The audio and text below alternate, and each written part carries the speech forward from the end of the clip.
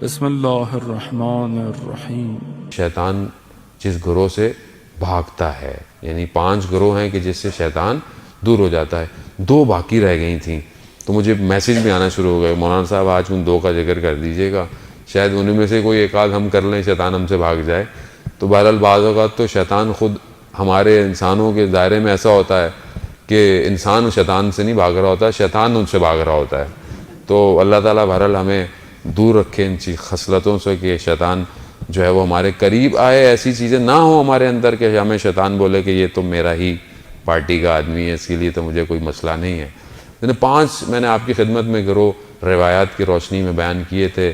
وہ پہلا وہ کہ جو صدق نیت اس کی صاف ہو اور خدا پر توکل کرتا ہو، شیطان اس سے دور ہو جاتا ہے۔ دوسرا میں نے آپ کی خدمت میں بیان کیا تھا کہ جو ذکر صبح اور شام کرتا ہے، ذکر کثرت سے کرتا ہے، شیطان اس سے دور رہتا ہے۔ تیسری چیز جو مصیبت میں جزا و فضا نہیں کرتا، مصیبت میں شکوہ اور گلہ نہیں کرتا، صبر کرتا ہے، شیطان اس سے دور رہتا ہے۔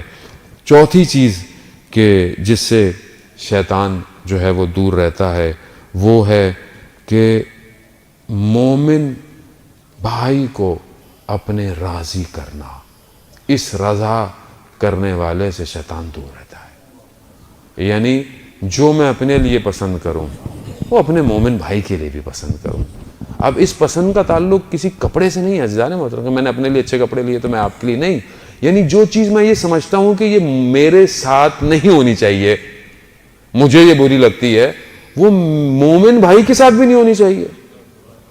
میں چاہوں کہ مجھے کوئی دھوکہ نہ دے تو مجھے بھی کسی کو دھوکہ نہیں دینا چاہیے۔ میں چاہوں میرا کوئی مال نہ کھائے تو مجھے بھی کسی کا مال نہیں کھانا چاہیے۔ میں چاہوں کہ میری عزت ہو، میری رسپیکٹ ہو تو مجھے دوسرے کو بھی عزت اور رسپیکٹ دینی چاہیے۔ لیکن ہمارے ہاں تو معاش بالکل الٹ ہوا ہے۔ اچھا اپنے ذہن وہ زیادہ زخم دینے والے ہوئے ہیں۔ اب اگلے کئی لوگ ملتے ہیں، آقا صاحب مال کھا گئے، مال لیا پیسے نہیں دیے۔ کون تھا؟ آقا صاحب اپنا ہی تھا، یعنی اپنا ہی تھا، مسجد میں بھی آتا تھا، مجلس میں بھی آتا تھا۔ یہ بہت زیادہ ہو گیا ہے۔ میں کیسے تصور کر سکتا ہوں کسی کا 1 درہم یا 1 ریال کھانا؟ کیسے کھا رہا ہوں میں؟ کیوں میں اپنے آپ کو ایسا کیا ہوا ہے؟ وہ شاید آپ کو یہ بات ویسے سمجھ میں نہ آئے تائیں شہید دستغیب واقعاً خدا ان کے درجات کو بہت بلند کرے، انہوں نے کیا بیانات اور کیا چیزیں لکھ دی ہیں واقعاً۔ وہ 2 شخص کا واقعہ بیان کرتے ہیں کہ آپ کو سمجھ میں آیا کہ جو ایک چھوٹی سی چیز انسان کسی کھا لیتا ہے نا تو ادھر کیا ہوگا۔ واقعات اور بہت سارے ہیں، منازل الاخرہ اور کتابوں کے اندر بھی لکھے ہوئے ہیں۔ انہوں نے 2 لوگوں کا واقعہ بیان کیا، میں نے پہلے بھی آپ کی خدمت میں عرض کیا ہوگا تکرار کے لیے تاکہ دوبارہ یاد دہانی ہو جائے۔ 2 لوگ پرانے زمانے میں جو ہے وہ زیارت پر جا رہے تھے کربلا، راستے میں حملہ ہو گیا، ایک کو مار دیا گیا، ایک ہلاک ہو گیا، دوسرا واپس آ گیا۔ اب جو بچ گیا تھا اس کے خواب میں وہ آیا جو ظاہر نیک کام کے لیے جا رہے تھے، تو اللہ تعالیٰ نے اجر دیا۔ دیکھا کہ عالم برزخ میں مرنے کے بعد جب انسان قیامت سے پہلے ایک اور سٹیٹ ہے جہاں انسان جائے گا، وہاں عالم برزخ ہے، تو دیکھا کہ بڑی ہریالی ہے، بڑے باغ ہیں، تو بڑا خوش ہوا کہ بھئی تمہیں تو بڑی اچھی جگہ مل گئی۔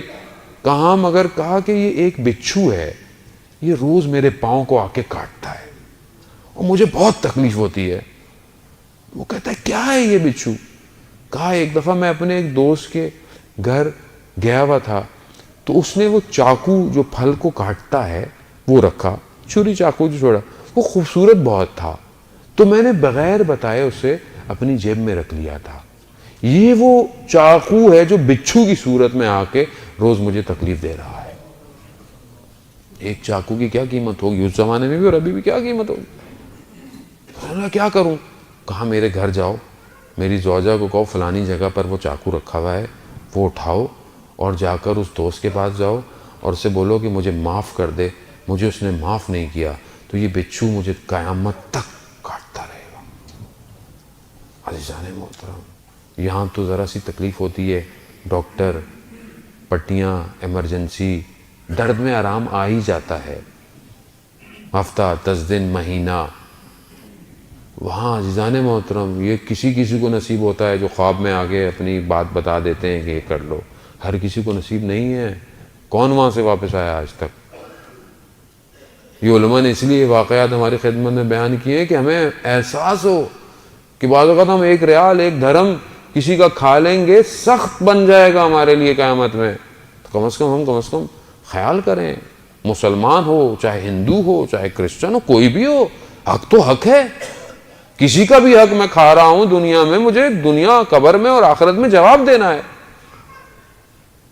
تو یہ وہ چیز ہے کہ اگر میں اپنے مومن بھائی کو راضی کروں تو شیطان مجھ سے کیا ہے دور چلا جائے گا. عزیزان محترم, پانچویں اور آخری چیز کہ شیطان جس سے دور ہوتا ہے اس شخص سے دور ہوتا ہے, اس گروہ سے دور ہوتا ہے جو اللہ کے دیے ہوئے تقسیم پر راضی رہے.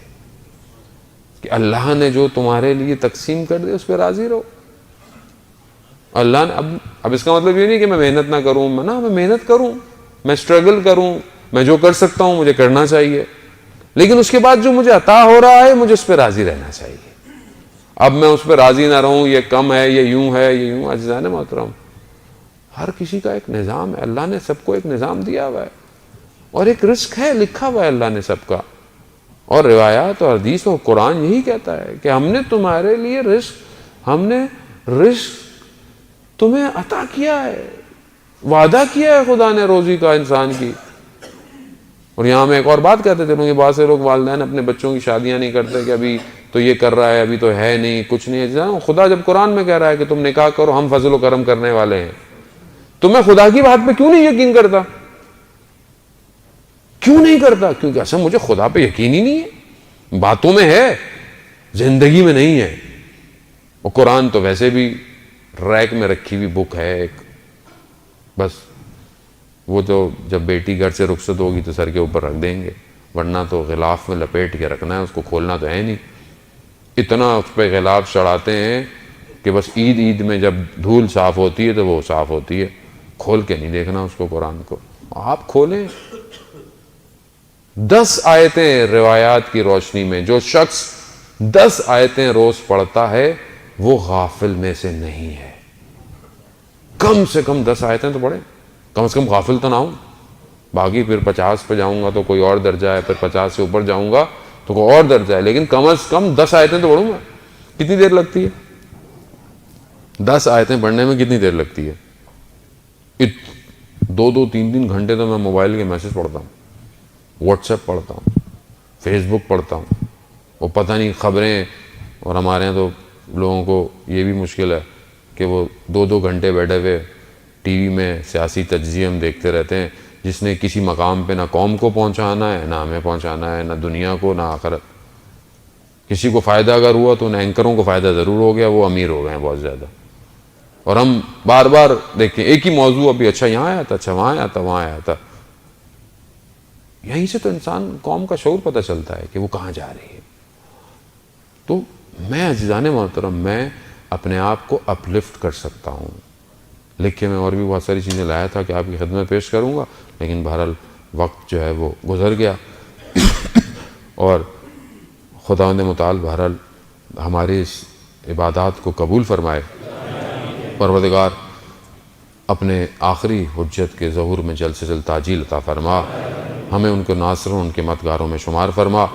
پروردگار جو بھی ہم نے سنا کہا ہے پروردگار ہمیں اس پر عمل کرنے کی توفیق عطا فرما. پروردگار جو بھی حاضرین محفل مجلس میلاد جو بھی لوگ ہیں یہاں پر آئے ہیں اپنی خدمت کر رہے ہیں سن رہے ہیں, ان کی ساری شرعی حاجات کو بیمار کربلا کے صدقے میں جلد سے جلد شفا عطا فرما. اور جو لوگ مریض ہیں, بستر بیمار ہیں, کوما پہ ہیں, کینسر کے مریض ہیں, اور جتنے بھی مریض ہیں, بچے ہیں, بہت سے لوگوں نے درخواست کی پروردگار بیمار کربلا کی, آج ولادت کے صدقے میں انہیں جلد سے جلد شفا کاملہ اور عاجلہ عطا فرما. جو بے اولاد ہیں انہیں اولاد صالح اور نرینہ عطا فرما. پروردگار جن کو اللہ نے اولادیں دی ہیں ان کو امام زمانہ کا سرباز بنا. پروردگار جو لوگ رزق کے متمنی ہیں اپنے غیب کے خزانوں سے انہیں رزق عطا فرما. جو لوگ مقروض ہیں پروردگار اپنے غیب کے خزانوں سے ان کے قرضوں کو عطا فرما. جو لوگ قید و بند کی اسارتیں جھیل رہے ہیں پروردگار انہیں اسیران کربلا کے صدقے میں جلد سے جلد رہائی عطا فرما.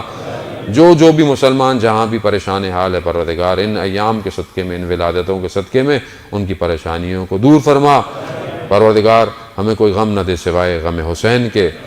اور بہرحال ہم شکر گزار بھی ہیں، میں آپ سب کا بھی، کہ آپ لوگ یہاں آئے، سنتے رہے، میرے جیسے شخص کو آپ نے بڑا تحمل کیا، برداشت کیا۔ آپ کی بھی خدا توفیقات میں اضافہ کرے۔ جو بھی شخص جتنا بھی اپنا کنٹریبیوشن کر سکا اس کے اندر، چاہے وہ موٹیویشنل ہو، چاہے مورل ہو، چاہے وہ مالی ہو، پروردگار ان سب کی توفیقات میں بھی اضافہ ہو۔ خاص طور پہ انتظامیہ کا شکر گزار ہوں کہ انہوں نے توفیق دی، دسترخوان لگایا۔